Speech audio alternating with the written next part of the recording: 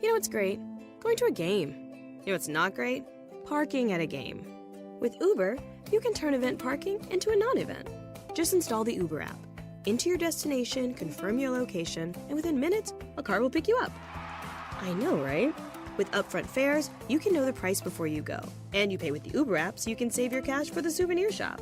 So make tonight a fun night. Install the Uber app now and take your first ride today. Uber, the better way to get there. Hi, I'm stunning Stella Cheeks. And I'm the Enigma Erin Klein. And this is Not Your Demographic, a feminist wrestling podcast. Shockingly, those exist.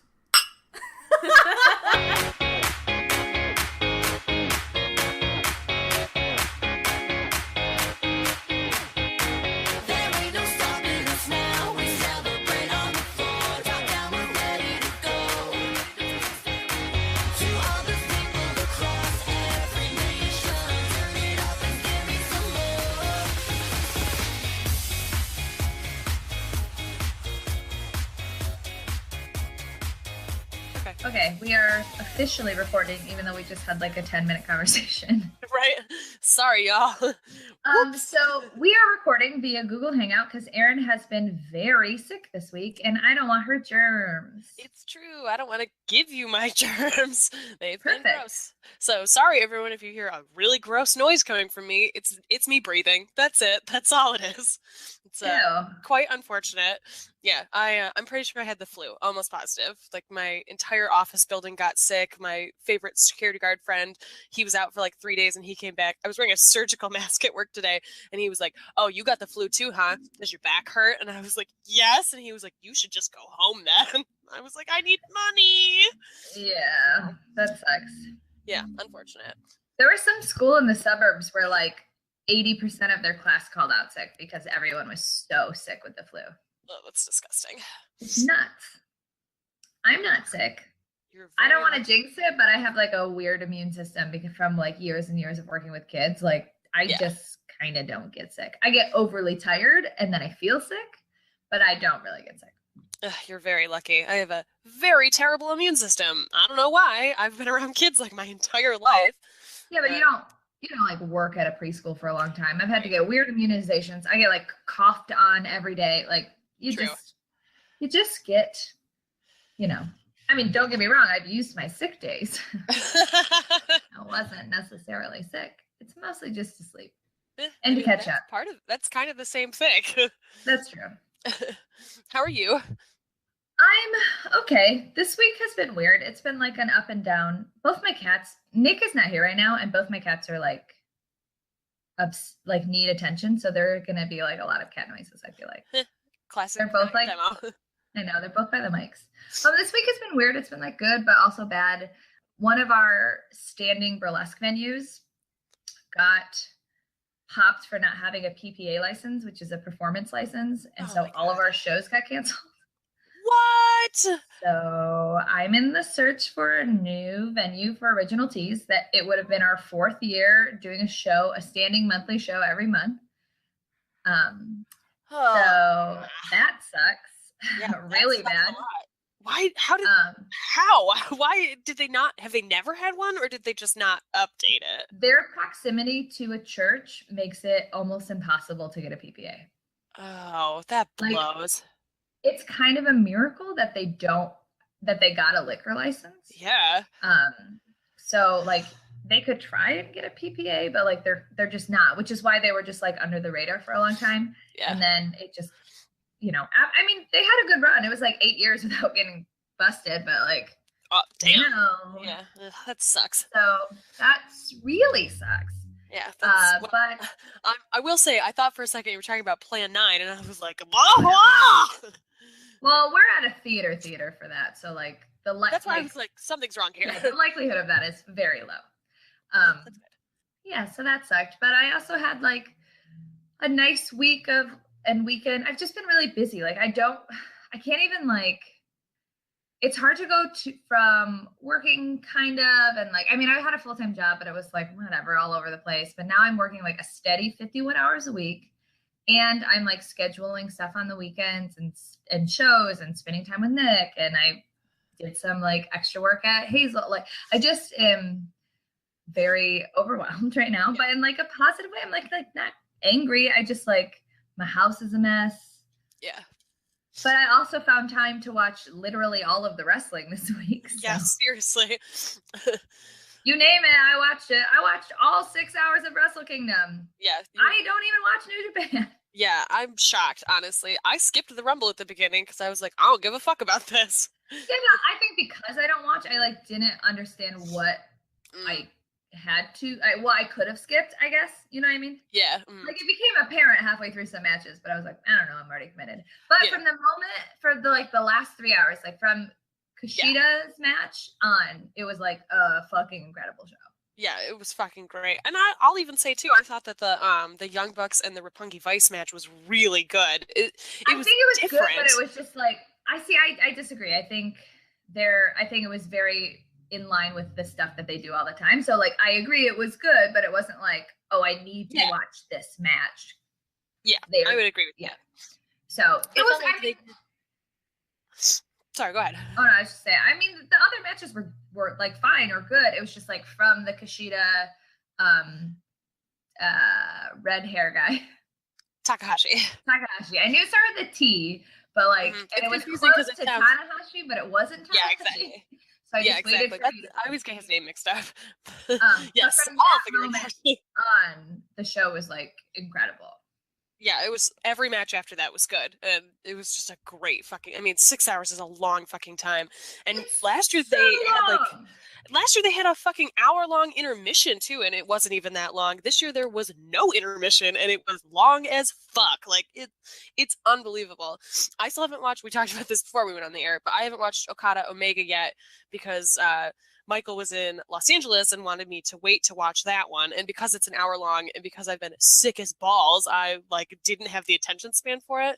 So that's all I have left. And I'm going to watch that tomorrow night, I think. So that's the only, I know who wins and I've like seen a bunch of crazy ass stills and I know it's a fucking incredible match. I just haven't actually watched it.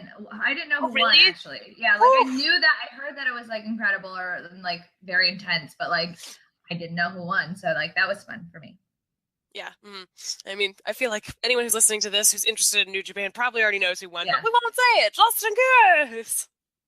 There was one moment where Okada hit a Rainmaker because he hit several, and Kenny Omega kicked out, and Okada's face was like, it was just the best, like, kick out, unbelievable. Like, it's unbelievable to me that this person kicked out. It was like the perfect face. Yeah, it's great. And Okada had a protected finisher for ever and ever. I think Tanahashi was the first person to kick out of his finisher at Wrestle Kingdom 2 years ago. And like, that was a huge deal. And so to hit him with like a brutal Rainmaker now and be like, why? I mean, he hit him with several Rainmakers. Yeah. I'm so excited to watch it. I know it's going to be good. I literally haven't heard anyone say a bad word about it. There are moments where I was like, oh, somebody just died. Like, yeah, Okada said in his interview afterwards, he was like, there was a time in that match where I literally thought I was going to die. And like, I mean, that's nuts. This is not like a spoiler, but you're going to have a lot of moments. You personally are going to have a lot of moments because there's like a lot of head stuff. No, God. There was a couple of brutal headbutts in the it's not headbutts, it's like kicks to the head. Oh. And like many times where people were like, oh my God, did he just get dropped directly on his head for real? Oh my God, no! Yeah, it's gonna be a hard match for you to watch. Oh God! Oh, I'm so excited and so scared. Yeah, you should be scared. Oh, it's gonna be so good. Well, good. I'm glad that you liked Wrestle Kingdom. I know it's like, did you watch English commentary or Japanese? Yeah, it was the ROH commentator. So like I watch ROH almost every week. So like it was an easy. It made it easier to watch for me because it had a familiarity to me. Mm-hmm. So I actually really liked it with the ROH commentators. Okay, that's cool. That's good. I feel like that's a good way to like transition into that too. Because like you said, it's very overwhelming. Yeah, had it been somebody else, I think it would have been like maybe not as good. But because I'm familiar with them, and also because ROH this past year, for me specifically, just watching more of it, they've done so much crossover with New Japan that a lot of people were familiar to me. So it was a little bit easier this time. Yeah, my personal opinions about New Japan right now are, my favorites are Naito, Kushida and Yano because Yeah. that guy is so funny.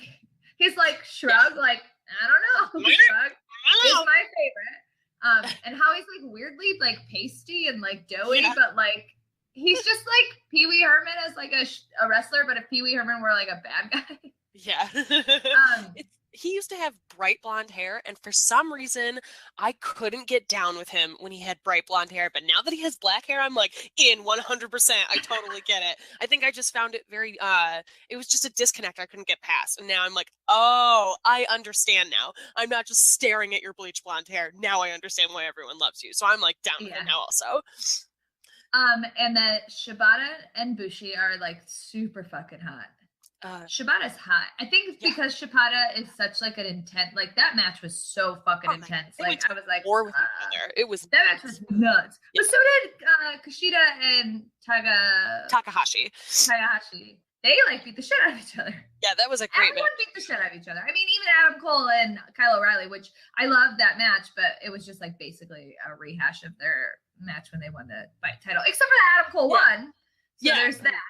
Yeah, exactly. That's how I felt too. Yeah, I got to the end of it and I was like, oh, this wasn't our intro and just went straight into talking about New Japan. Well, we never talk about New Japan. I feel like we should just put it up top. Like, yeah, we talked about it. We actually did it for once. But I liked that. Oh my God, I don't even remember what I was gonna say now. I got so distracted. Never mind. Move past it. We were talking about Adam Cole and Kyle. Oh yeah. Once I got to the end of the match, I was like, oh, this wasn't as good as their final battle when Cole lost the title, but I liked the storytelling that they did. It was still like interesting, and I thought that it was still a very good match, even though I was like, oh, well, it wasn't this, but it was still very good. It was a good match, but it wasn't a main event match because it wasn't a main event match. Exactly, you're totally right. That's the difference between it, in my opinion. I think your opinion is correct. Thank you so much. Also that Tanahashi has very pretty hair. So pretty. It's so pretty. He has like a pretty ponytail with like perfectly coiffed bangs. Have you ever looked at his Instagram? No. You should. I have like no emotional investment in the storylines, obviously, because I don't watch it. But like, I was really sad that Tanahashi lost because he was like, I've been on this losing streak and blah blah blah, and I was like, oh, I feel bad for you. But he's the John Cena. Like I know, but like I felt bad for him because of that. It was like, oh, you used to be this big thing, and now you're losing all the time. I feel bad for you. Yeah, true. That's true. I mean, that was my emotional investment from like just learning the storyline by watching it. Yeah, I mean, Wrestle Kingdom is the time to do that too. Like that, it's their WrestleMania. That's when their storylines wrap up. It's when they move on to their next stuff. So it's like, if you're gonna find a time to jump in and figure out the storylines, like Wrestle Kingdom is the right time to do it. There is also too many members of the Bullet Club. Oh my God, I can't even keep them all fucking like a straight. Bullet Club pimp. Those like those hoes or whatever. Yeah. I don't know what they're called in Japan. They were next level. Yes, they are. Very much so. Like, what? Yeah. I mean, they were really pretty and like they got the point across. I don't know. I was just like shocked by the like thongage. Yes. I was taken very aback. I can see how that would happen. I also think, I like Cody Rhodes as a bad guy, but I think that I would prefer Cody Rhodes as his own bad guy because I didn't like Cody Rhodes playing the Bullet Club. I didn't like that. I completely agree. I also thought, I enjoyed his match, and I thought that it was good, and I liked Juice Robinson a lot. I thought it was interesting to see two former WWE guys work in the context of a Japan show, and and I think it's interesting to see how much, you can see how Cody still has a very Stardust style, especially seeing how different Juice looks compared to how he wrestled when he was in NXT. So that was part of it for me, too, is that it's hard for me to be like, yes, Cody, not Cody Rhodes, just Cody, American Nightmare Cody, still except for the English commentary was like, whatever, he's Cody Rhodes, everyone shut up. I mean, I watched it with Japanese commentary, so I have no idea what anyone was saying about anybody. Karina was just like, I'll say it, he's fucking Rhodes. And I was like, whatever, live your life.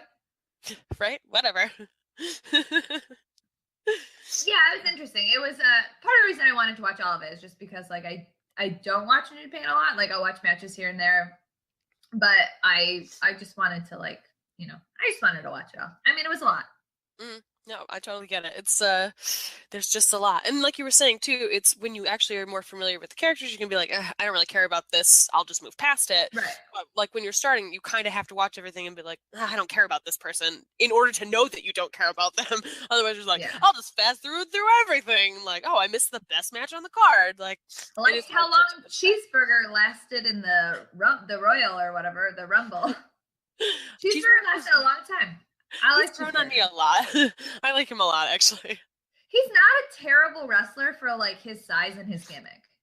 Yeah, I agree. And like I like that he's clearly just like very enthusiastic and like really enjoys it. Yeah. I also love that he's like weirdly best friends with Jushin Thunder Liger. Yeah, it's very strange. Whatever. Jushin's like, I appreciate your spunk, kid. I guess we should go back up top. What wrestling shirt are you wearing? I'm wearing my Colt Cabana shirt that you don't understand what it means, that I also don't understand what it means. It's my favorite Colt Cabana shirt. Is it like a play on an album cover? I don't know. I was like, it's a play on an album cover. Maybe it's a play on like the grid system of a city. I don't know. It's weird. I'm wearing my Bailey I'm a Hugger tank top. Mm-hmm. And if you want to see more of the shirts that we're wearing, make sure to go to our Tumblr because we're doing a new wrestling shirt every month. Mm-hmm. Every month, every day, every day of the month. Every month we get a new wrestling. I mean, that's probably accurate, actually. I mean, yeah, I feel like we should just make this an annual thing. But next year, like the 30 days that we do, it can't be because, like, let's be real, we'll probably have enough. Like, it can't be any of the ones that we're wearing now. Ooh, that's a good idea. That's a really good idea, actually. I bet you we could do it. Yeah, or we could get through most of the month. Yeah, I think you're right. I mean, I could definitely do that. I can almost do another 30 days after what we're doing. By next year, I will. I can do more than I thought I could. Except for I'm missing one of my Zack Ryder shirts and I don't know where it is. I'm really mad. Oh no, that's weird. It's probably shoved in a bag somewhere. It's probably shoved in Nick's drawers. Nick sometimes steals my clothes on accident because he doesn't fold his clothes. He just shoves them in a drawer. So so sometimes he accidentally just shoves my clothes in his drawers. Yeah, that happens. That definitely happens. I want to do questions up top because we haven't done questions in a while, and I feel like we get distracted at the end because we're like, we're tired. Yes, absolutely. So we don't have any new reviews. Hint, hint, hint, hint. We have a couple questions. Oh my God, we have a lot of questions, but this is the one that I really want to talk about because I had like an emotional crisis about it. Oh, geez. Okay. Well, we talked about it. You know my emotional crisis. This is from somebody who didn't sign their name. Oh, Joe. This is from a listener named Joe. Found us on Cage Side, which is great. Yay! He said, question for your questions. I'm a fan of Ziggler and TJ Perkins as wrestlers and characters. I appreciate you guys aren't, to say it lightly. And it depresses me to think that they are scumbags in, quote, real life, whatever that distinction means in wrestling today. It's made me scour the internet to try and find something definite about their views. For Ziggler, everyone says he's a Trump supporter, and I really hope he isn't. From what I've seen, I get a sense that he's a Republican, but not necessarily a complete Trump supporter. It's not like I need my favorite wrestlers to have my exact political views or anything, but I'd be interested to know if there's anything definite about his views that people know, or if it's mainly assumptions. And ditto with TJP, really. I've heard people say he's an MRA, but I can't find anything definite of the evidence, possibly because of a social media purge as he got to WWE. Please don't get me wrong. I'm not trying to defend these guys for their views or criticize you for talking shit about them or anything. Just genuinely interested if you can point me towards specific instances of stuff they've said. I just keep seeing the same criticisms of these two, and I can't tell if they're warranted or if it's become something that has built up through the IWC. Which is a totally fair question. Yeah. I think the thing with TJP, which I'm less invested in, it absolutely was an internet media scrub by WWE. Oh, he had a lot of inflammatory tweets that are no longer there. So like, there's nothing that we can point to. Yeah, I think that there were a couple of people that when he first won the tournament, the CWC, I remember seeing on Twitter people like trying to scramble and screen grab that stuff. So you might be able to find screen grabs of that somewhere, but like I don't usually go looking for that stuff because of these same reasons. Like I I don't need my wrestlers to have my exact political views, but it has poisoned me on people before, so I try not to look for that stuff. So I'm not totally sure how to like point to TJP's screen grabs, but I know that they exist somewhere. But yeah, that was a purge. That's why a lot of it's not there anymore. With the Dolph Ziggler thing, so Erin read the piece that he wrote or whatever, right? We can't find it anymore. I full disclosure, I never read it. I just like took Erin's word for it because Erin has never lied to me before. I'm gonna personally turn you against Ziggler. And then as far as everything else he said, it's true that other than this op-ed that may or may not exist anymore, we can't find it. He is very careful about the way that he phrases things. Yes. I spent a couple hours the other day reading and watching interviews, and like I got a lot of Ziggler in my mind. And I told Erin, I was like, I feel really weird and bad. Like, what if I have all these views and they're based on a thing that doesn't exist, blah, blah, blah.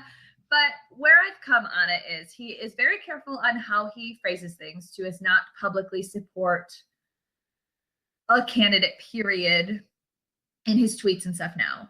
But the way that and it's very clear that he's a Republican, like he's on Fox News all the time, like whatever. And just because you're a Republican doesn't mean that you're the worst person in the world. I acknowledge that. I was going to say I have Republican friends. I don't. But I'm sure I know people who are Republican.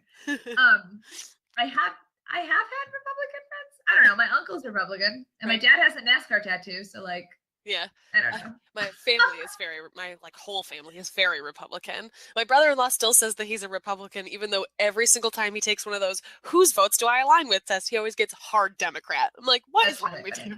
Come on, boy. One of my very best friends is a libertarian and like a hardcore libertarian. So there's that. That's hard.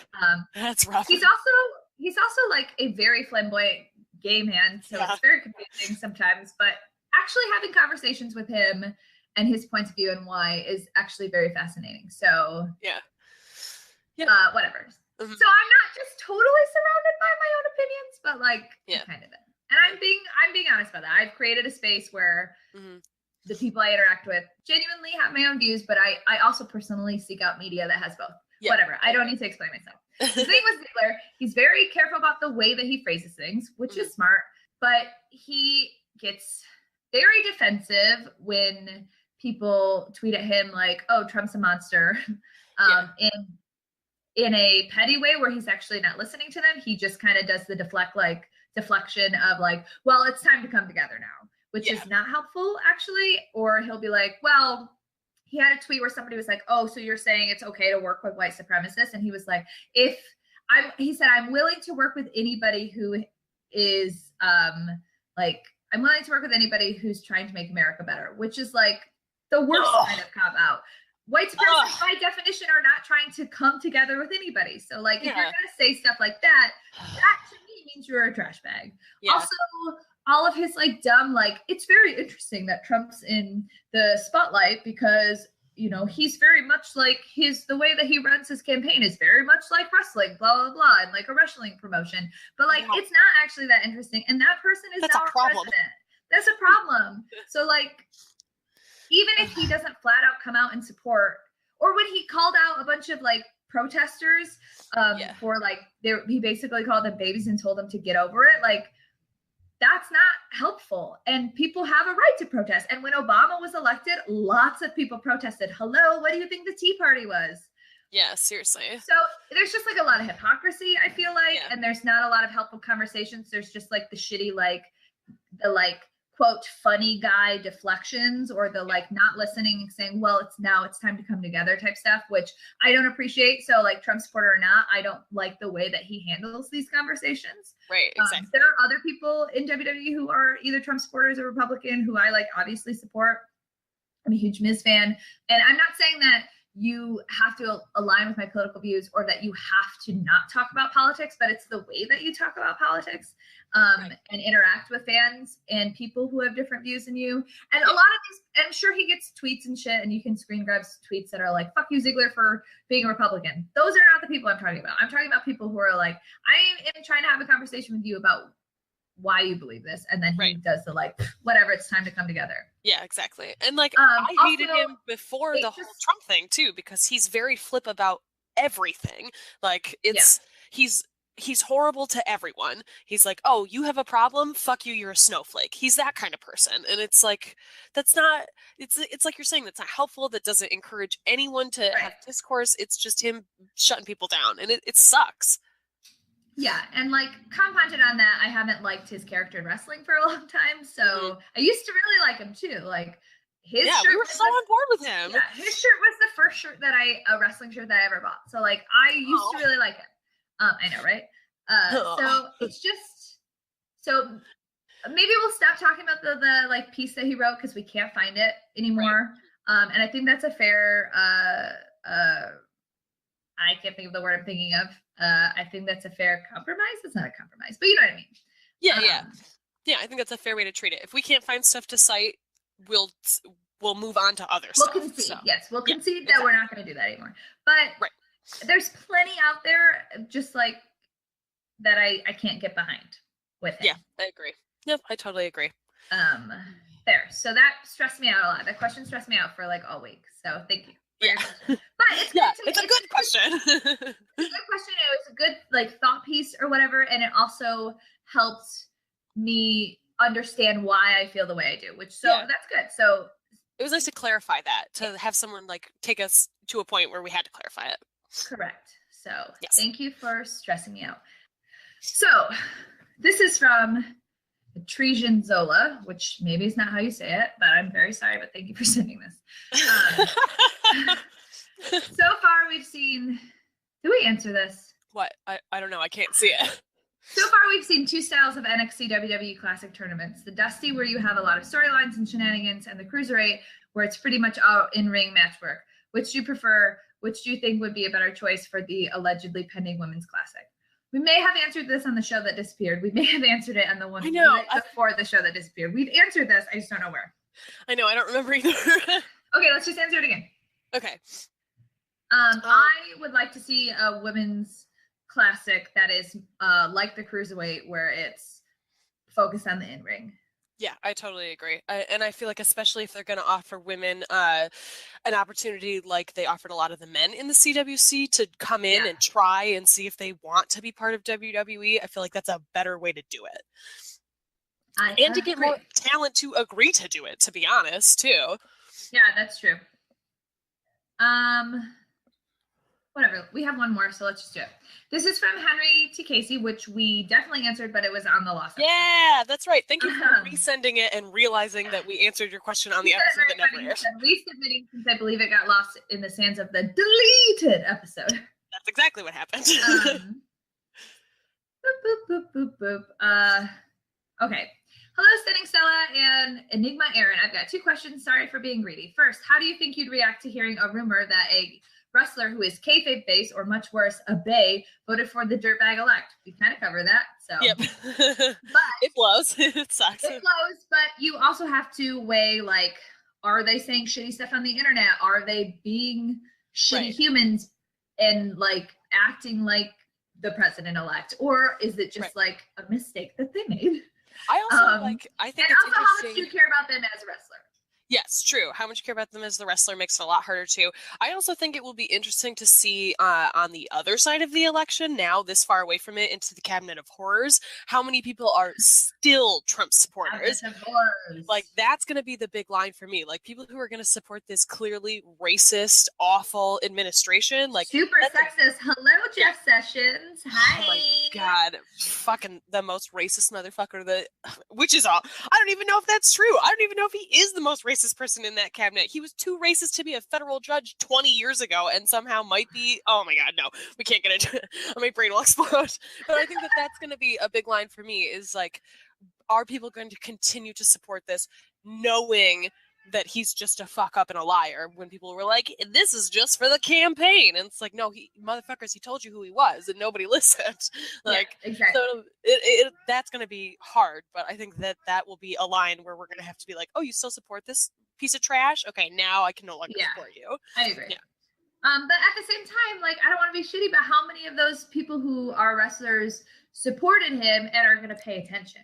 Lots of people only tune in and pay attention to politics when it's an election. So there's a lot of people that might like no offense, like somebody like Zack Ryder, it would make sense if he like paid attention during the election, made his decision, and then stopped paying attention. Yeah, that's true. Although so, we're moving into such a weird administration, I feel like it's going to be impossible to ignore in many ways. Especially if we get to a fucking nuclear war with somebody. Like, I think that's, yeah, if you can ignore that, then, like, I don't even know if you know who you voted for. Like, that's, there's going to be some serious shit that's going to happen in the next at least 2 years. So it's, I think you're right. And in normal cases, it would probably be like that. But I don't think there's any way to ignore it.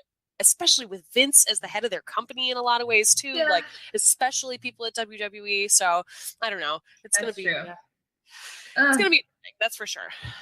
Interesting. How much did you cry during Obama's farewell last night? I couldn't watch it. I immediately started to cry, and so I wasn't gonna watch it. And then at the bar that we were at, they were like, "We really want to put this on. If anybody objects, let us know." But like nobody did. And then they played it, and then I just sobbed into my food. Yeah, I freaked out. I started sobbing when he said "from Selma to Stonewall." I just like love that line. The fact that a sitting president like talked about Stonewall like in his farewell speech. And then, like, advocated for transgender rights. And, like, there were a lot of problems with the speech because it was a lot of, like... democracy. Yeah, like, let's forgive some people that maybe shouldn't be forgiven so we can come together. Which, like, I get why he had to say that, but, like, no. Fuck that. Yeah, I don't want to do that. There were moments where I was like... And then when he looked at Michelle and, like, oh, my God, all the Michelle, the Leah, Sasha stuff, it was beautiful. Ugh. Anyways, he was classy AF. Yeah. What else is always? Second question. Now that Billy Corgan is gone, can TNA just toss out the Grand Championship format and move on? It's the worst and supposedly his idea. I sure fucking hope so. It's the worst. Also, Dixie's officially gone now, too, which is, like, the greatest thing that could have ever happened to TNA. Oh, I didn't see that. When did that happen? Yeah, a week and a half ago? Yeah, she has no power in TNA anymore. Totally out. Like, I think she might own stuff still, but has no say in the company. So, woo! Later, TNA! Disaster zone! I mean, it's still a disaster in a lot of ways, but goodbye, Dixie! But Jeff Jarrett's coming back, so, like... Christ. Is that worse? Yeah, Isn't the Grand Championship his idea too? I thought that no. The King of the Mountain, which they retired, was his idea. Which was a convoluted, shitty belt, but was better than the Grand Championship. Yeah, because the Grand Championship is just hot fucking garbage. So, at TNA One Night Only, it wasn't a match for the belt, I don't think, but the match between Moose and the Miracle, it was a no DQ, no DQ, no holds barred, whatever match. It was really good. That was my favorite match of the night. I thought it was really good. That's legit. Yeah. Very cool. I highly recommend that match. The One Night Only was good. The thing that I like about it is also the thing that I dislike about it. TNA's roster is smaller, which means that on any given night, you're probably going to see everybody or most people, which means that there are matchups that you've seen a lot. Like, I don't need to see EC3 wrestle Eddie Edwards anymore. Like, I just don't. Yeah. So, like, the main event, even though it was, like, good, kind of fell flat for me. It was fun to see the Hardys versus Eli Drake and Tyrus, even though Tyrus is the worst, but like Eli Drake versus Matt Hardy is fun. And the X Division match, which was really good. Like I mean, it's everything expected, but Trevor Lee had really, really good moments in it. And I love me some Trevor Lee. Yeah. Was really sad that Drew Galloway wasn't in it at all. I was expecting him to like come out, but like, for the X Division match? No. In One Night Only at all. Oh, I was very confused for a second. No. In One Night Only at all. Like, he wasn't there at all. So, like, I hope that he's still there just because selfishly, like, I want to see him on my TV because I love him. I have some bad news. I don't think he is anymore. I know. He was at the AAW show at Bourbon Street, Chris Hero's last show, and basically said, like, not the not company guy now. I just want to travel the indies and work with people. So it sounds like he'll be at AEW a lot more. Yeah, he's at AEW a lot. Like even better, I get to see him IRL. Right, exactly. So and I would honestly rather see him in AEW than in TNA because I like AEW writes better stories weirdly somehow. I don't know how that works. Sometimes like there are some good stories in TNA. Yeah, I don't disagree with that at all. I heard that the upcoming women's match in the new taping is going to be insane. Like, I'm so excited to watch it. It hasn't aired yet. In the new taping of TNA? Yeah, the last round of tapings that they did, apparently they had some brutal fucking women's match, and I'm like very excited for them to air it. Rosemary as the champion is dope as fuck. Like, Gail Kim came out and was like, everyone's saying I'm retired, this, that, and the other thing, but like that's a rumor that Rosemary started. I'm not retired. I'm just not medically cleared. And then Rosemary came out and was like, yeah, but we misted you, and now your soul is decaying. It was so good. And then her and Sienna had a good match. It was like a fine match. I'm not like super into Sienna, but the ending was good. And also the fact that like Rosemary can pick up Sienna, who is not like big, like fat. She's just like tall. She's just like broad. She's a broad lady, yeah. Rosemary is small, and she could pick her up and like Red Wedding her, which Red Wedding is basically an F5. Cool. Super cool. Yeah, there was a funny moment when Tyrus took off his shirt and threw it right in the Pope's face. No, thank you. I guess it was weird, but I was like, I hate this, but like, I'm fine with it. I also just wish they would put Madison Rayne on commentary for the whole show. It's weird that she comes out just for the knockouts, and frankly, like Madison Rayne is not my favorite, but she does a good job on commentary, and she should be out there the whole show. Yeah, and literally anyone is better than Josh Matthews, so I feel like anything is an improvement to the commentary team. Yeah, that's fair. He is garbage. He is garbage. EC3 had a really fun promo before his match, though, where he basically was like, I'm the best, blah, blah, blah, a regular promo. But at the end, he looked at Jeremy Borash and was like, that was really good. I like nailed it. I'm really good at this. And Jeremy Borash was like, yep, you are. It was just like a funny moment. He was like, God, he's the best. I'm really good at this. He is the best, but like, I really want to see him in other matches. I know. Yeah, I know. Yeah, I don't know. And Davey Richards is back because, he was retired for so long. Yeah, he re-premiered at the AEW show, the Chris Hero one, which was bananas and super strange. Apparently, he showed up to that show literally when the first bell rang, brought no merch, sold no merch, and left immediately as soon as his match was done. It was like, so weird. Yeah, super weird. Part of me is like, I guess it makes sense because they wanted to shock people. It was his like return to wrestling, basically. But at the same time, it was like, that's real strange. It is okay. Weird. Yeah. Whatever. Yeah, TNA, it was one night only. It was fun. I wouldn't pay money for it, but like, it's fine if you stream it. And the show before was good. Like, I still like TNA. Whatever, leave me alone. Yeah, whatever. You don't have to defend your love of TNA. Whatever. I did buy a Chris Hero shirt and a Kimberly shirt, even though I bought 2 shirts, the designs that I hated the least. Like, I don't like the designs. Which is why I haven't bought them in the past, but I bought the ones I hated the least. There's a Chris Hero one that I really like, but it doesn't come in a women's cut, and I like don't really feel like wearing a giant shirt. The fucking knockout artist in that green color is, me too. I really wanted that. And I was like, but I have so many shirts that are men's cut. Like, I wanted a Chris Hero shirt I was going to wear a lot, and I'll wear it a lot if it's a women's cut because it will actually fit me. Yeah, I also really wanted that one. I was disappointed it doesn't come in a My Candice LeRae shirt is like that. And I don't wear it that much because it's a big shirt, but like when I wear it, I like have to like dress around it, and it's great and it's cute, but like sometimes I just want to wear a shirt. Yeah, exactly. So I bought the Chris Hero one where it's like the Superman logo. Oh, I hate that one. That's my least favorite. I hate Superman, but like that's kind of why I wanted it, so that people would be like, "Oh, Superman." I'd be like, "No, Superman's dumb. Chris Hero's better." Yeah, that's fair. That's a good reason, actually. And then I bought the Kimberly She's a Wrestler one. Yeah, that's a good one too. I agree. The only Kimberly design I really like is the one that I have, the anime one. It's cute for like you, but like it's not a shirt. It doesn't fit you. Exactly. It's just, it doesn't fit your aesthetic at all. I got the Chris Hero Brother Hero shirt. So I was like, I don't really like any of Matt Hardy's shirts either. And I was at this show and saw this. Are you kidding me? There's a couple really good Matt Hardy ones. The Extraordinary Xylophone one is great. Okay, that's true. That's a pretty good one. I like it. I would not personally buy it, but I do. The Dilapidated Boat one is pretty good. I knew you'd come is pretty good. You're really... They have a Vanguard 1 shirt, and I like it, but it's misquoting Vanguard 1, and I don't like that. Oh, no. I don't like that. I literally considered getting a Senior Benjamin shirt because I think his shirt is super cool. It's hilarious! Yeah, well, the Hardys are the best. Yeah, true. That's true. I don't like that Matt gave Jeff his soul back, though, because now Jeff is just boring again.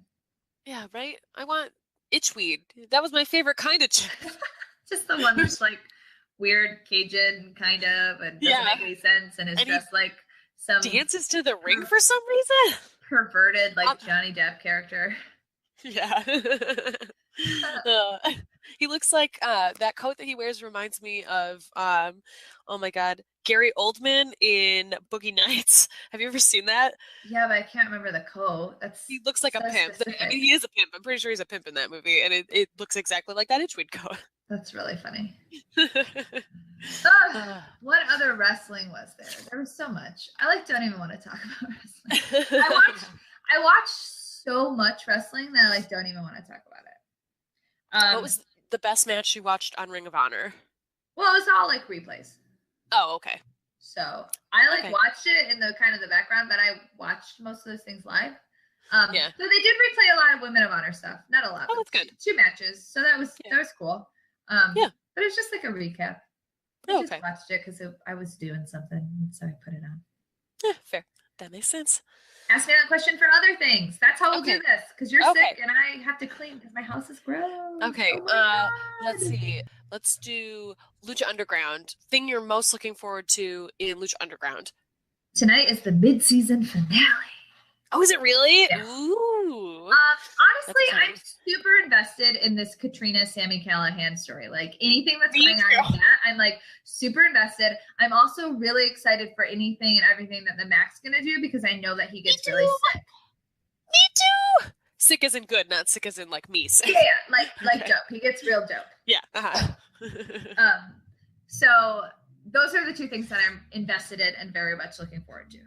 Yeah, me too. I just love Sami Callihan so much. That's a good example of somebody who can be problematic as a person and sometimes is problematic in the ring. But I love his wrestling character so much that it's hard for me to not like him. If he did anything deplorable, really, really bad, obviously, but sometimes your love of a wrestler can outweigh some shitty things that they do or say. And sometimes it's hard with a heel because if they say something shitty in the ring, even though you can intellectually be well, there are more creative ways to be a bad guy, whatever. But sometimes people say shitty things in the ring because they're bad. Yeah, true. Mm-hmm. So it's hard. But my love for Sami Callihan runs deep. I fucking love him. Yeah. I love seeing him at AEW. I love seeing him at Lucha. I love his girlfriend. Yeah. Uh-huh. She's another person who doesn't have a good shirt, and she has one good shirt, but it doesn't come in a women's cut. I know. Oh, I went to the AEW show in LaSalle this weekend. Did we not talk about No, I totally forgot to mention it, actually. I was thinking it because I went up to Jessica's merch table, and I was looking at her shirts, and I was like, man, I don't like any of these. $20 and be here's $20. I just don't like your shirts. But I love you. Right? I guess I'll buy 2 of your 8x10s. I don't know. I don't like that stuff, so it feels weird to me. Here's $20. Just take a photo with me. Right, exactly. Let me pay to take this photo. Yeah. I finally found a new person who does it right. Oh, they look good. Oh, I like this a lot. Yeah. That gold is really pretty. Yeah. Oh, I like your pinky split. It's one coat. This is some crazy gold leaf. That's one coat on the gold. That's one coat? One coat and a top coat. Isn't that nuts? That's nuts. That looks great. I like it a lot. Love them. Oh, I finally found a good nail place. I like it a lot. You and Jessica have can talk nails again next time. I mean, whatever. Whatever, man. That LaSalle place is smaller than Berwyn Eagles Club. It is very small. Ugh. I was shocked by how small it was. It was also the weirdest wrestling crowd ever. They were it was Japanese crowd quiet in there for weird. I was in the very back row. I went with Christopher Crane, who's one of our listeners, and he drove out there because he wanted to go, and he was like, I don't want to go by myself. Well, if you want to go, you can. And Michael was in LA, and my friend Nicole just got back from the Philippines, and so she was like, I'm trying Did his wife go? No, it was just the three of us. Nicole just got back from the Philippines, and they're 14 hours ahead of us. And so she was like, I have to stay awake. I have to start beating this jet lag, but I keep falling asleep. And if I go like hang out with my friends, I'm just going to be chilling. I'm going to fall asleep. And I was like, bitch, come with me to wrestling. Like, of course you're going to be awake. Wrestling. So she came and like she went to the gym lineup tournament with us, and she was on the episode of the show. So she like shitty little boy at Christmas. Yeah, shitty little boy at Christmas. So she like kind of knew a little bit, but had never seen any of those wrestlers live. So that was like really exciting too. Michael Elgin and Phoenix had a fucking crazy match. It was so good. And like that's another one. I don't like Michael Elgin. I think that he's a kind of a piece of a shit person, but is a really good wrestler sometimes. And like this was right, exactly. And this was like he and Phoenix really pushed each other and had like a really great match. And Michael Elgin gave a nice speech afterwards where he was like, I'm not supposed to grab the mic, but I'm going to do it because I just want to say thank you to Phoenix. And like, this is why I came back from Japan and didn't sign a new contract because I want to be able to wrestle people like this. And I was like, you know what? All right, props. I totally respect that. I think that that's great.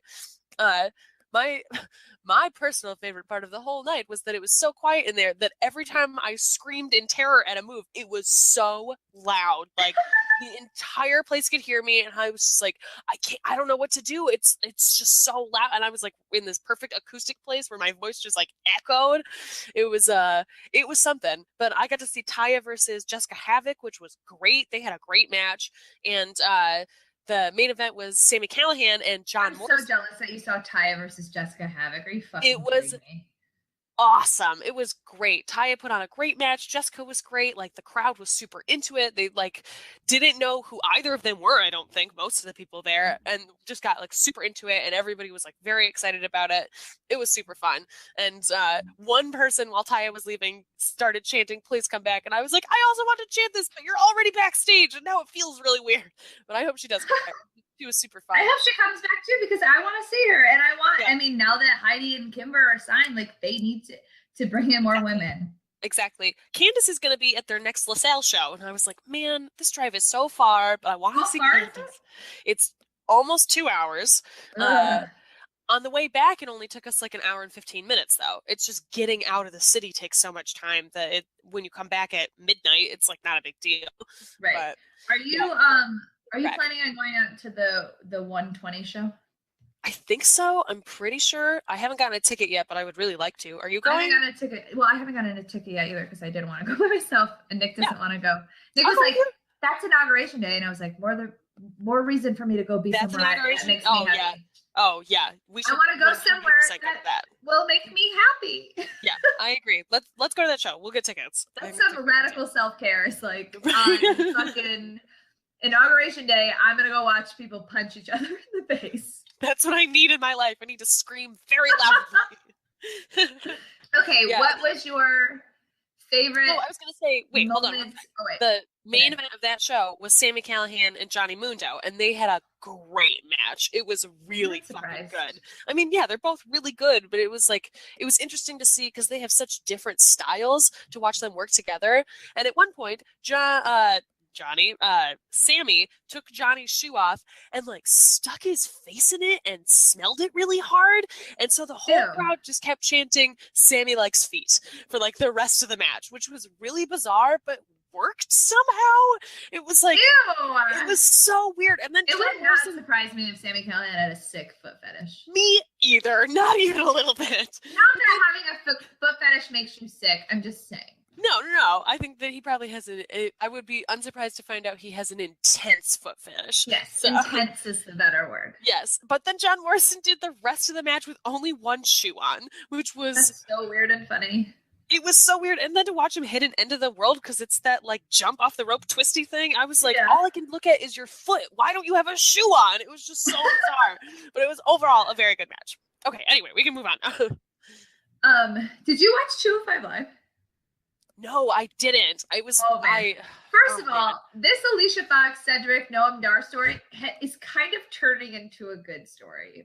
It's so weird, but it is turning into a good story. Like the match that Noam Dar and Cedric had was really good. Mm-hmm. The way that it ended made sense, like Alicia interfered or whatever, and like cost Cedric the match.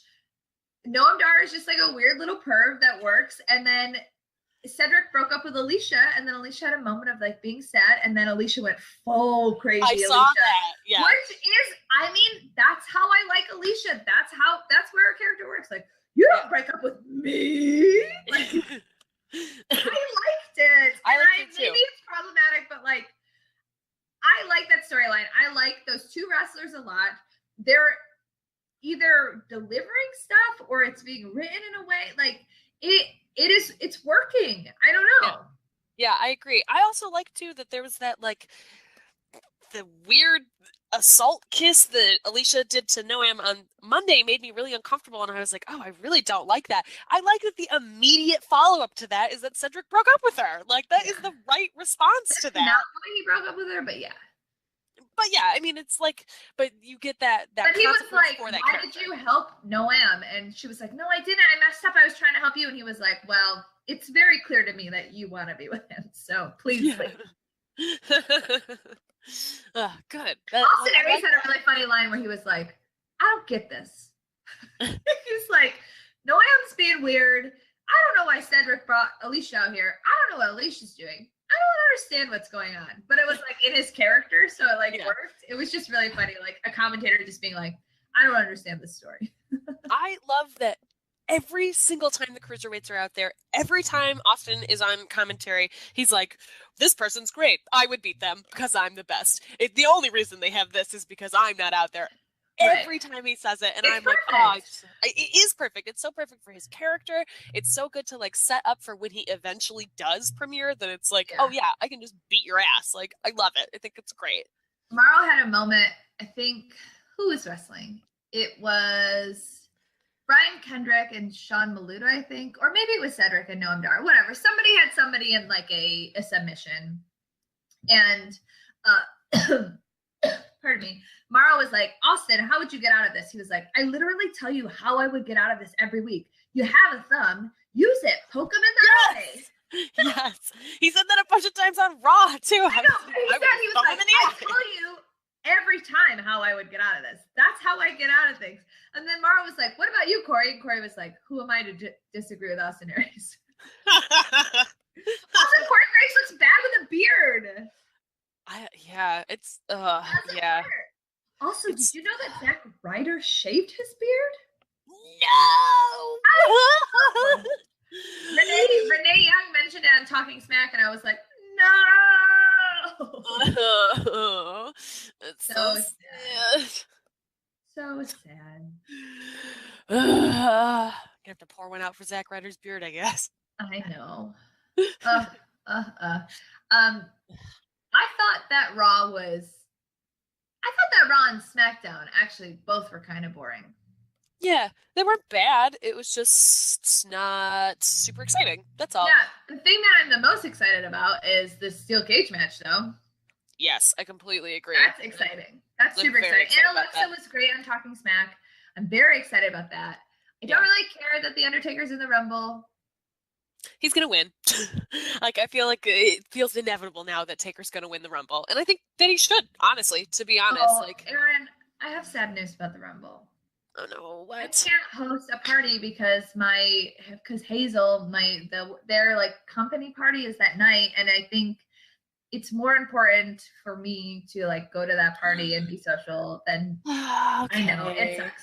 That's what happened last year too. I know. I remember that. I'm just gonna wind up watching it with Michael then, and probably Nicole. I really wanted to do a whole big thing, but like it's just like an important thing to me, and like the Rumble happens every year. And I'm sad, but like, which just means I have to host like a super sick WrestleMania party. Yeah, that's true. You do. All right. Well, I'll just have to gather some people and do it at my house then.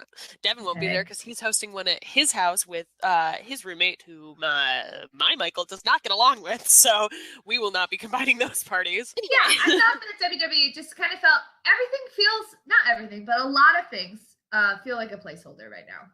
Yeah, totally. I mean, we're going to the Rumble. Like, you can't do that much at the Rumble. Like, it's everything is going to come after the Rumble. Like we're on the once we get to we're on the road to WrestleMania, which means we're in a holding pattern. Like until we get to the road to WrestleMania, it's just the same shit. Yeah, I don't feel that way about the SmackDown women though. Like Nikki and Natty's feud is building nicely. Like they beat the fuck out of each other. Yeah, I'm curious to see how Carmella fucks over James Ellsworth.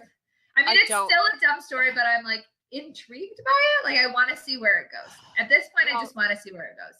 I heard someone, I think this might have been the producer on Heels and Heels, said that part of the reason this is happening, which I hadn't even thought about, is that Vince McMahon thinks hot women with dopey looking dudes is the most hilarious thing in the world. So I don't even know if this has a purpose. I'm worried that it's just Vince thinks it's funny, and so that's just what's going to happen. And like, ugh, that would suck. I want Carmella to fuck him over super bad, but I also like hate it. I just hate the storyline. I think it's weird. I think it feels gross. Like it's awkward. Her match on SmackDown was not good. It just felt like a hot mess. Yeah. Well, I mean, like whoever they got was weird, and then commentary was being like really shitty. It was like, yeah, I actually forgot about that. I think I blanked that out of my memory because I like was so uncomfortable watching it. Yeah, it was so bizarre, and like I don't know.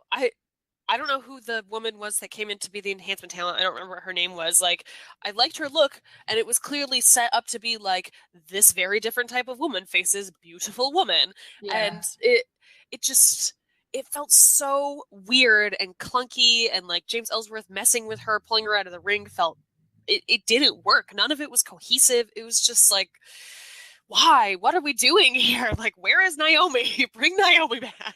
That's that's true. I forgot about that match. Now I kind of take back what I was saying. But, like, I do want to know what happens. Yeah, I don't think it's necessarily good. I just want to know what happens. Yeah, but exactly. Everything else I like, though.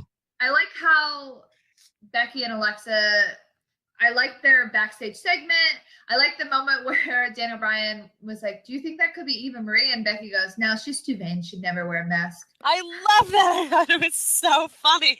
And I like their back and forth. And then, like, I don't know if you watched Talking Smack, but, like, Becky and Alexa on Talking Smack was great. Like, Becky called her, okay, she didn't call her a cunt, but she did say her last line to Alexa was, see you next Tuesday, but really slow. Like we all know what she said. Yeah. But it was like, I mean, you will see her next Tuesday, but like, we know what you meant. Yeah. Okay. Yeah. Oh, girl. Oh, I did like, I like the Dean Miz feud. I think it is still going very well. I mean, I love Miz, so. Yeah, and I love Dean, and I think that they're a good match together. I fucking love that he gave him that participation award back. Like, I loved that. Was so good. I like that he named his alligator Maurice. Me too. I didn't make a big deal about it. He was just like, oh, I named this Maurice. This is Maurice. Oh, I have something for you. It's underneath Maurice. Like, I just thought that was hilarious. It was perfect. I love it. First, he was like, I wanted to get a live gator, but couldn't get the permits. Like, oh my God. I can 100% see Dean going down to a fucking local office and being like, I need to apply for a permit to get an alligator. And they're like, no, get out of here. The Titus New Day stuff on Raw was funny too. I love it. It's weird. It's and funny. I think it's weird and it's dumb, absolutely. But like, it works for all of their characters. And if they don't have wrestling feuds right now, and they're building this weird feud with Titus, like, let it build. Like, that's fine. Yeah, they don't have anything else to do with New Day, clearly. So like, let them do this stuff. Yeah, they're funny. Let them be funny. And like, I did love watching that video of Titus drop that keg over and over and over and over. Put it to that like silly like music. Like it was. Yeah, it was great. And like, Titus is doing a good job with that. And like, there isn't a good place for Titus in this company right now. There's just not. Like, they haven't done anything with him basically since since Vince McMahon pushed him. And like, I like this. I think that he's quick-witted and he's funny, and like, I will watch him twerk all day long. It's hilarious. Like, I'll never get over how funny that is. So I'm glad that he's getting TV time. Like, good for him. That's I did think the women's segment on Raw fell a little short. Yeah. I did like how Stephanie told Bayley to never call her Steph. That was Yes, nice.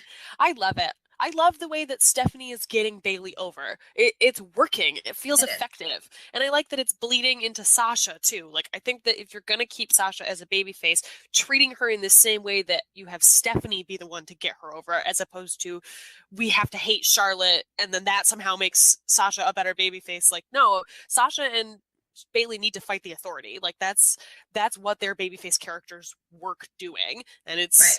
If you're not going to turn Sasha heel, like, you need to rope her into this and treat her in the same way that you're kind of treating Bailey, because they've set up this huge, massive underdog story for her that they're doing like almost nothing with. And so it's weird, but I liked that segment. I thought they did a good job with it. I did also like how Charlotte in the backstage segment was like, "Yeah, Nia," and Nia just threw her up against the wall and stared at her and was Bitch, like, "I will choke you out." No, like we are not friends. Just to be clear. Yeah, I think that's great. Again, I hate Dolph Ziggler, but his talking smack segment was at least interesting. I did not watch it. He basically was just like, I haven't done anything. Nobody pays attention to me. People are booing me when I'm like a good guy. So like, why do I need to even be a good guy? Basically, I fail all the time. So like, maybe the reason I fail all the time is because like I'm this like shitty good guy. So maybe like I should just focus on myself and not care about what other people think. Also, I'm in the Royal Rumble. Oh, okay. Good to know. Yeah. I like the idea of a feud with him and Apollo too. I think it's a good use of Apollo. Like, I want Apollo to beat him, and I feel like I want Apollo to beat literally anyone at this point. Did Apollo get new gear? That's true. I don't know. I didn't pay attention to his butt. Okay, it's very blue, so I can't remember if it was always that blue or if it's new gear. No, it was always green. Oh, okay. Like, some of them have different colors. Yeah. So this gear is Cedric has some bright blue gear that I've never seen before.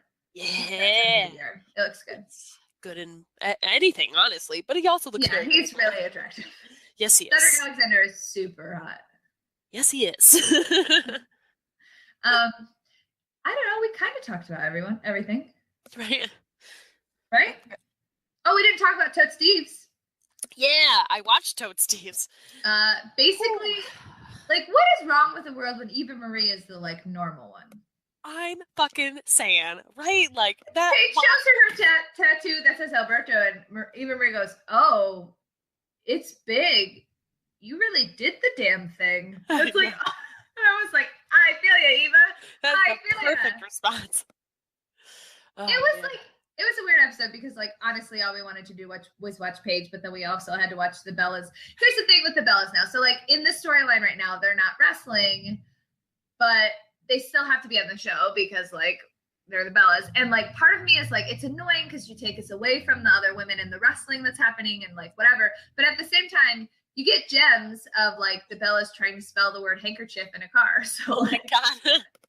Why was that so funny?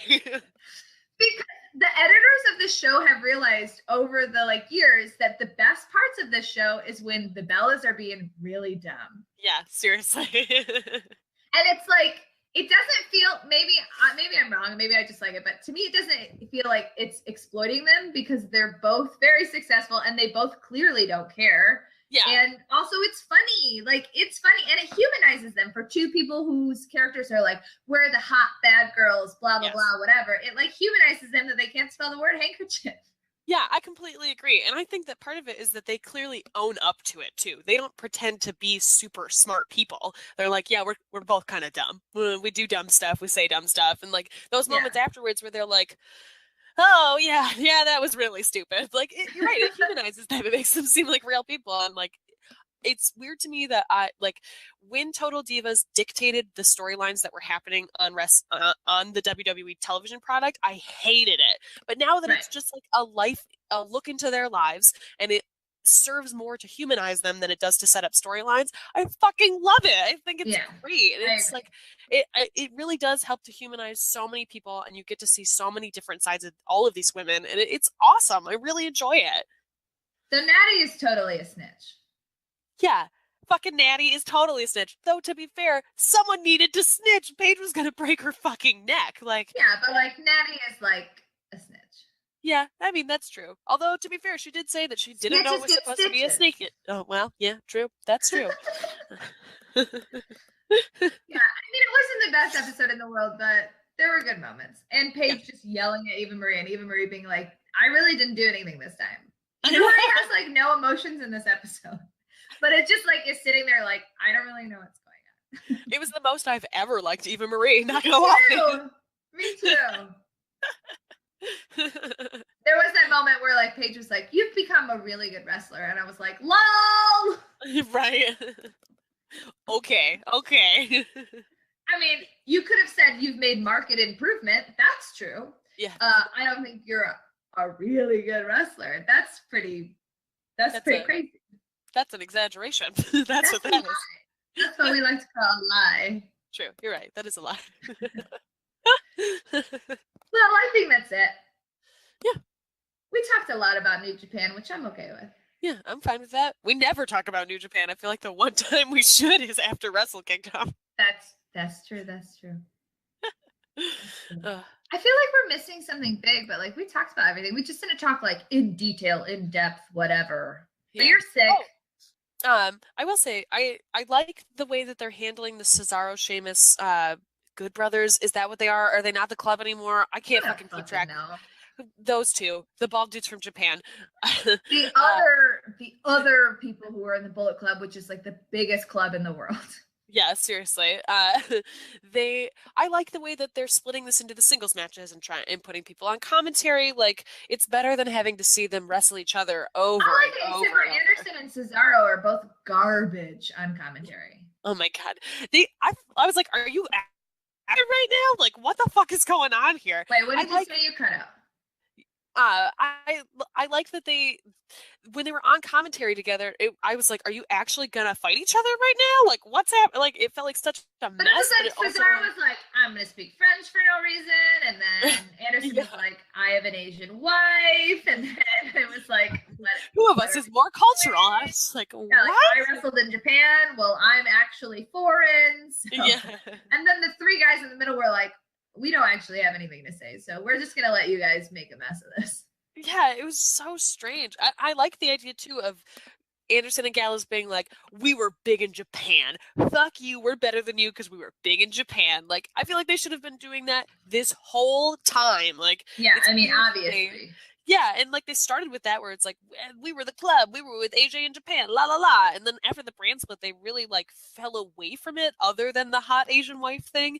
I feel like bringing up the fact that they're multiple time champions in Japan is important, and they should say it every time because it makes them feel pretentious and obnoxious, and that's a good heel move. And I want that. I love them, and I want more people to love them because WWE does good things with them, not just because they used to be great in Japan. So I feel like talking about that is actually a good thing. That's fair. You know what we didn't talk about, which I'm very excited about, but obviously not excited about to remember it up until not now. Chris Jericho won the United States Championship. Oh yeah, that's right. Yeah, he won the only belt that he's never held, which is like, you know, storyline wise, whatever, but in like context of his career, like, I'm really happy for him. I am too. I think that that's great, and I love. I'm glad if Roman's gonna chase the Universal title, like, then get the other strap off of him. Like, yeah, let's. I completely agree. All be on the same page, please. I'm so tired, and like my biggest complaint with Roman as the U.S. champ was that he wasn't actually defending the U.S. title except against Jericho, like ever, and it was clearly just chasing the Universal title and was fucking dragging that thing around like Naito used to on New Japan, and Naito's a fucking heel. Yeah, Naito would do it because he's a bad guy, and Naito's like, I don't give a fuck about literally anything. Yeah, I don't care about you. Trash, I don't even care. Whereas Roman was just like, it seemed like he didn't know what to do. Yeah, exactly. It's not that it was a choice as his character that he didn't care about this belt. He just dragged it around. Like, it just felt so inappropriate and weird. And so I'm glad he doesn't have it anymore. Although it makes me sad that he's almost certainly going to win the Universal title now. Like, whatever. If he wins it and then takes it back, great. Yeah, I would be fine with that if it means that Finn is going to be the one to take it off of him. I'm totally into that. Like, yeah. Roman will be the heel in that thing, and like that's what I want from Roman. So I guess whatever, I guess. I'll deal. You know, when I was watching Wrestle Kingdom, and I had this epiphany that I'm sure everybody who watches New Japan already knows, but in the past when I've watched New Japan, I've been a little confused because if you just watch New Japan casually, I think that Naito and Okada can seem like very similar characters. And then I mean, I've watched for so long, I don't really get that. So that's what I'm saying casually. Like, this is, to me, I was like, they're both these, like, guys who don't give a fuck about anything, blah, blah, blah. But when I was watching it this time, I think maybe I've seen enough or whatever, I was like, okay, Naito's the guy who literally doesn't give a fuck about anything. Like, he doesn't even, like, he wants to win because he wants to be the best, but, like, if he doesn't win a belt, he's like, whatever. I don't care about anything. I'm scary. Look at me, I'm scary. Yes. I'm powerful. I know I'm powerful. Fuck you. Whereas Okada, it's like, oh no, I'm literally better than you. Yes, exactly. Mm-hmm. So like one is like, I don't give a fuck about anything. I'm super dope. I know it. Whatever. This belt, I don't need this belt. Look at me lay on the ground. And the other one's like, I'm better than you. I'm way better than you. Look at me. Look at my hair. Look at my coat. I'm better than you. Look at all my money. I'm better than you.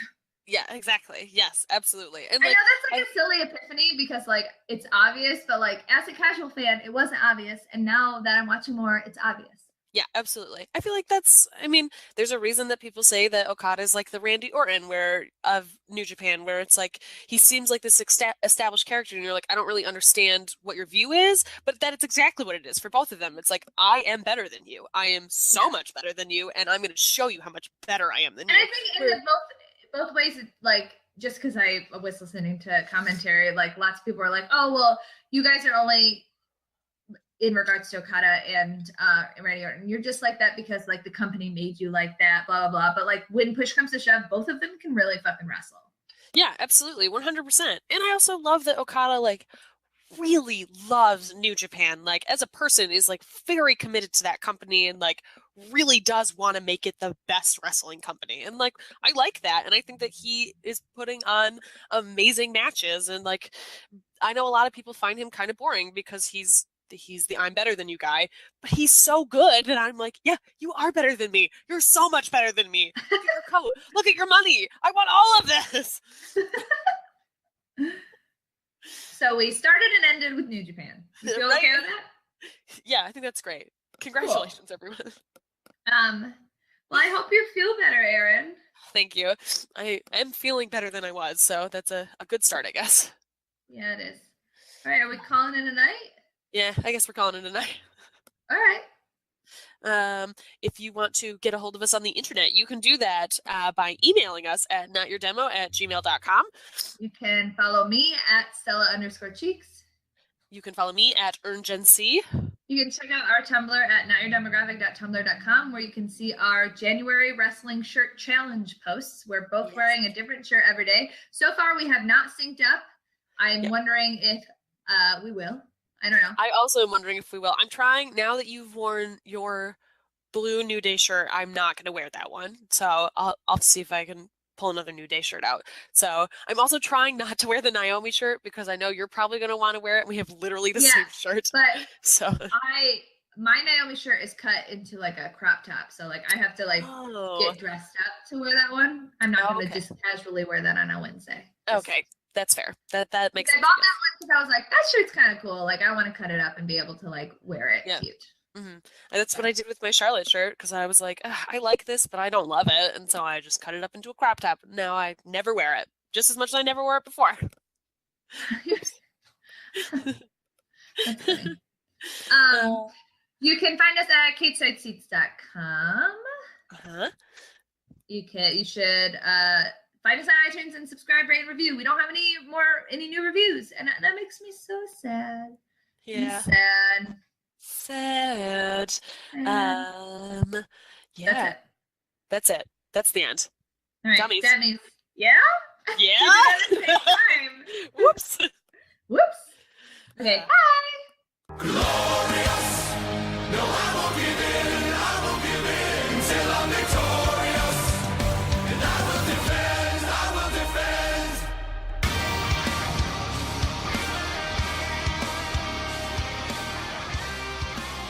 Okay. So basically, this is just a mic test. I set up my Blue Yeti mic, and I'm seeing if it is even working when I do a Google Hangout. Yeah, so whatever. Woo. Party. Plosives. RuPaul. I don't know what I'm doing. Bloop.